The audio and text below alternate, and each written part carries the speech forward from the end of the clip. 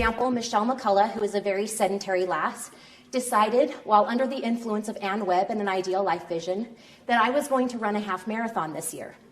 I put it in my life vision, and I went out and I had to get the training, right? I had to follow some sort of training program. Now, previous to this, I had run a 6K, and I had run a few 5Ks, but seriously, my idea of exercise is from the couch to the kitchen. So we all knew that this was a big stretch. So I had to go post on Facebook, I'm running a half marathon. And I did it, and I said, great, I'm totally and completely committed. So I go and get the training, and then I need some tools. And boy, are there all these kind of tools for runners. There's all this, Gatorade, Powerade business, and some of those stingers that Elizabeth was talking about. And you need some chews, and you need the goo, and you need some mace if you're ever going by yourself, and you need a spy belt so you can carry all of this stuff. And so I'm getting inundated by my running friends about all of these tools that I need. One night I head out for my first 8-mile run. And I'm going by myself down Provo Canyon because I'm running the Hobble Creek Half.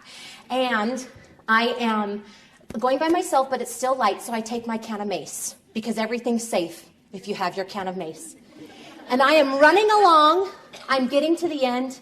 I am almost crying. I cry a lot. If you hear, I cry a lot. I'll try not to cry talking about social media, but I do cry a lot.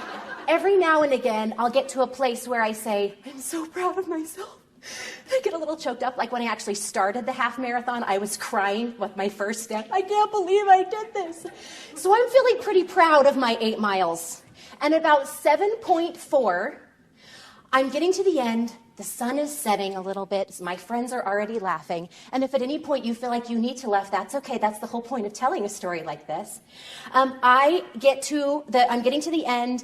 It's getting kind of dark. I have to go under the freeway in the Provo Canyon. And so I thought, I'm just going to flip the lock on that mace, just in case, because if a runner or somebody comes up that wants to do horrible things to me, I'm going to be ready. And so just about 35 seconds after I make that decision, I trip over my feet. My thumb hits the mace. Now, it was very quick. I can tell you in a test, like I wish I could have taken a picture in that very instant, because it was like the size of 2 peas that hit my finger. Okay, but I don't know if it was that there was like some aerosol that sprayed back into my face, or if it like ricocheted off of my finger into my face. Regardless, there was mace in my face. And so I'm laughing because my friends will also tell you junk like this happens to me all the time. I am a hazard to myself, and so I start singing, I'm a hazard to myself, don't let me get me. And yes, this has a point, but stay with me for a minute. And I am just running, and I'm just grateful. Like I can start to feel a little sting, but it's all right. I can still run. 7.5, I get there. 7.6, I get there. 7.7, my face is aflame. A flame. I know this stuff works, right? So at least I'm like, sweet, tool coming with me all the time. But I'm getting to the end, getting to the parking lot. By the time I hit the parking lot, I cannot see. And I am crying, and I'm trying to decide what to do. I know I can't drive myself home. There's the Will's pit stop over there. I guess I can wash my face out, but I fumble and I get my phone so I can Google mace remedies. I can't even see to do that. I don't know who to call. I'm calling my husband because doesn't your husband always keep his phone with you when he knows that his wife is running all by herself in the Provo Canyon? No. It's sitting on the shelf. I call my mother. She's like, I'm sorry, I don't have internet on my phone. Who doesn't have internet on the phone?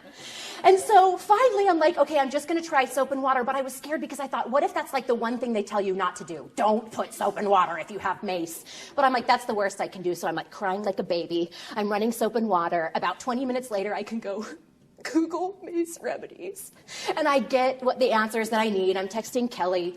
You can laugh later, but can you please tell me if there are any essential oil remedies for mace in your face? And she texts me back about an hour later, thanks, but tells me what to do, and everything was fine. The message is simple. Right tool, wrong time. Success equals vision plus action and accountability, and that's entirely up to you to make sure that you do this on a regular basis.